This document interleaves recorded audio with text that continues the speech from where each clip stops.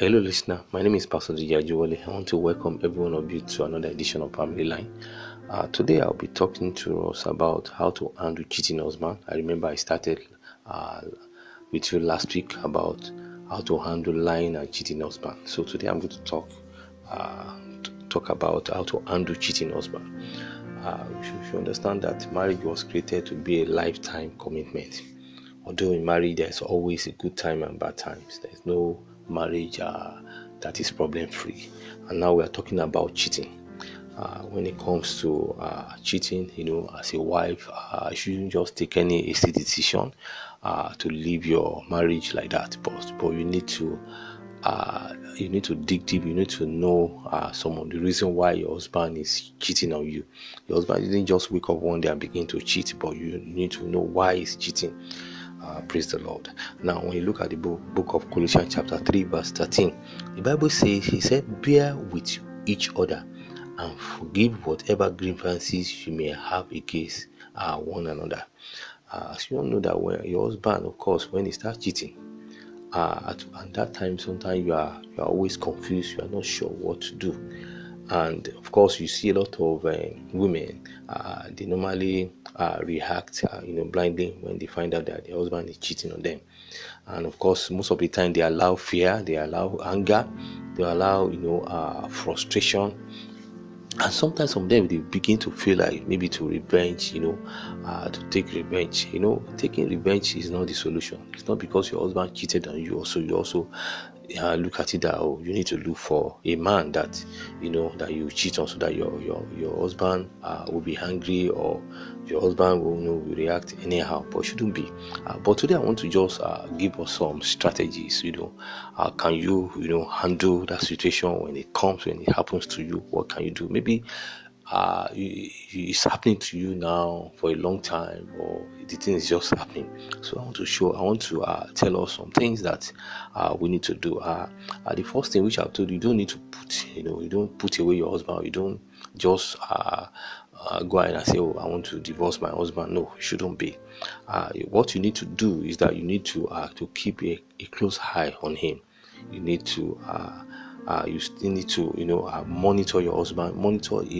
Take your time to monitor his affairs, and use the opportunity also to gather some facts.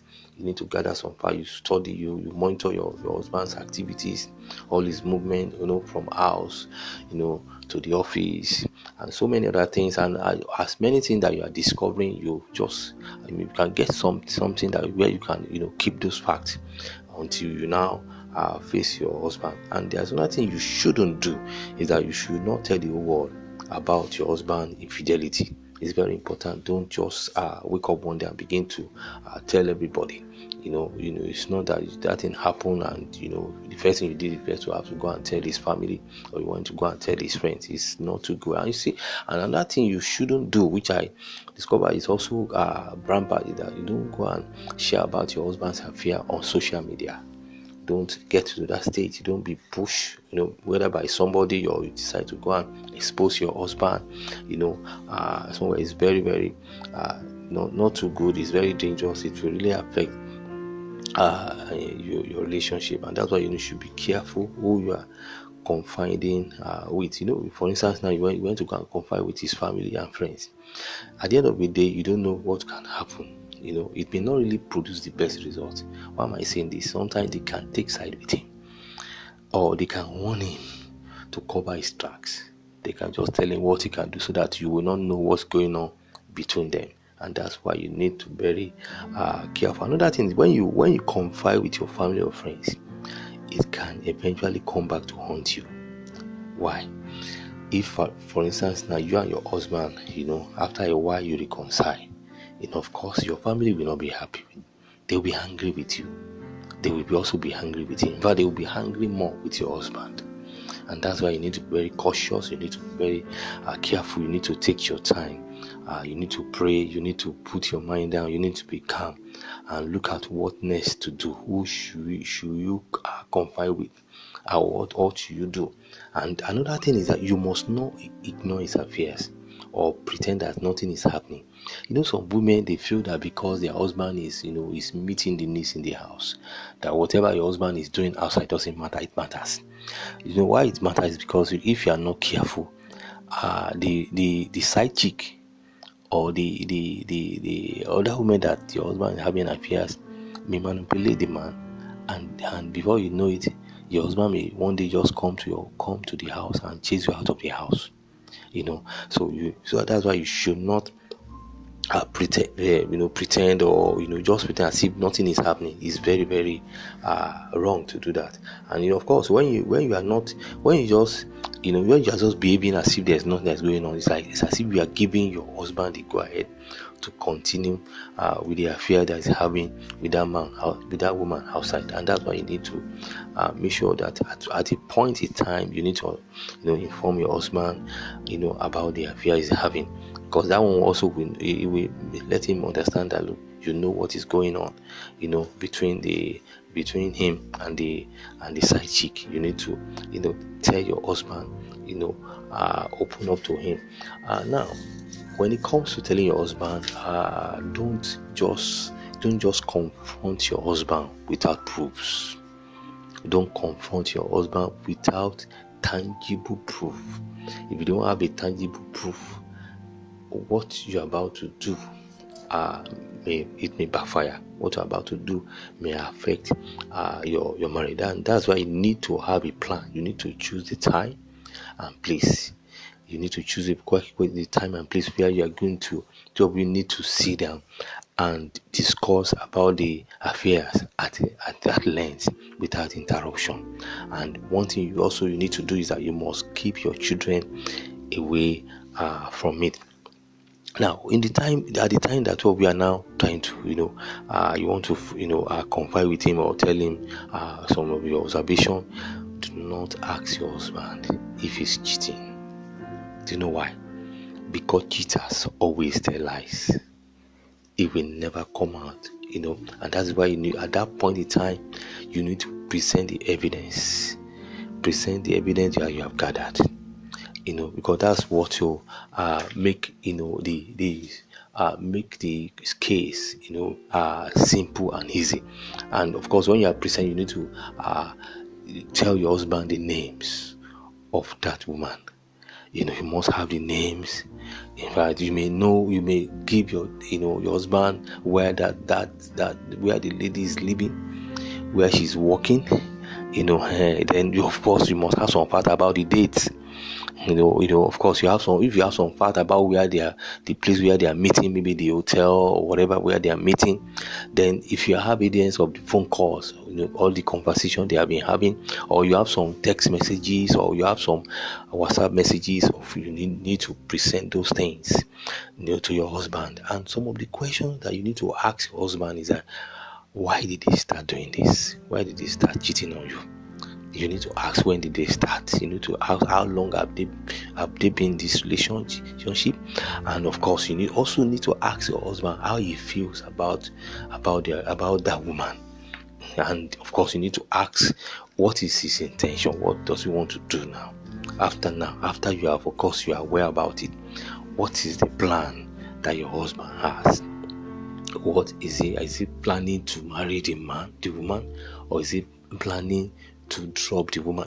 So you need to be very clear what is. So before you take any decision, or you need to get all those facts. And one thing you shouldn't do is that don't waste all your time or energy on that woman. Of course, it is natural that you are angry, you are bitter, you of course you are jealous about that another woman is sharing your husband. Of course, for every woman, they will feel so bad. I understand, but don't humiliate or frustrate yourself by calling or confronting the other woman, or calling that woman all sort of names.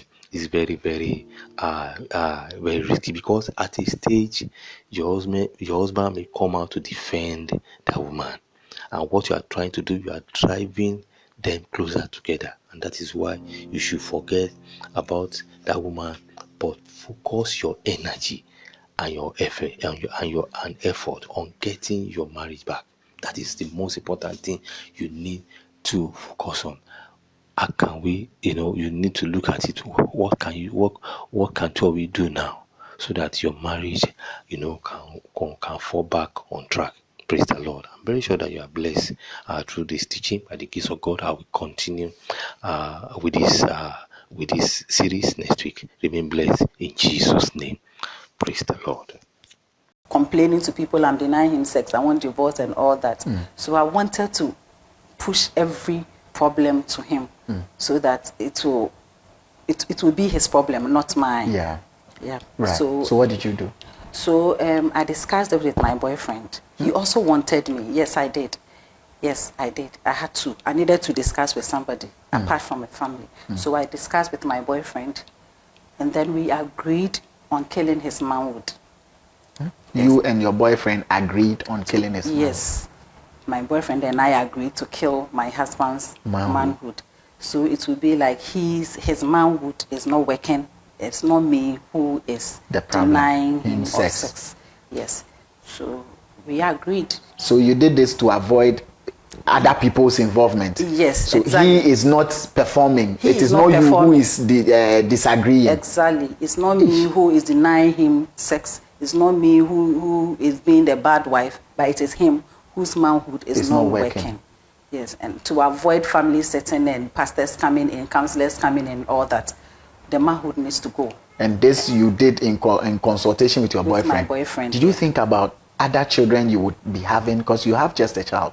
Yes, I thought about it, but then I didn't want to have any child with him. You didn't want to have any child with him? I didn't want. I don't love the man. Why would I keep his child? I don't love him. Why would I? I mean, the first one is enough. Right. I don't want to keep any more children with him. Children with him at all. If I want to have any more children, it should be with somebody I love. Looking at the child, and then I will know that this is a man I love, and that is his child. And this man is your boyfriend? This is my boyfriend, and he loves me too. Okay. Yes. And how long have you been with him? The boyfriend. And we've been together for 3 years. For 3 years? Yes. And your husband knows nothing about it? My husband knows nothing about it. Does he come to your place? He does. He does sometimes. Sometimes he does. Sometimes he does. And other times you go to him? Most of the time I go to him. And you think you guys love each other properly? We do. We wouldn't have gone this far. We do. What did you do to kill his manhood?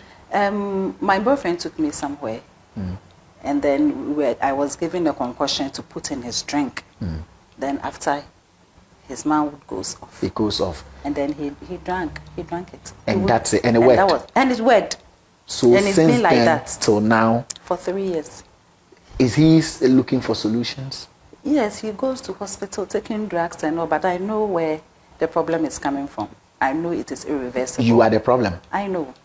And so how does he satisfy himself as a wife when you know that your husband feels for this, yet you can't give him because you are the same person killing him? The thing is dead. Why would he be looking for something? The thing is dead.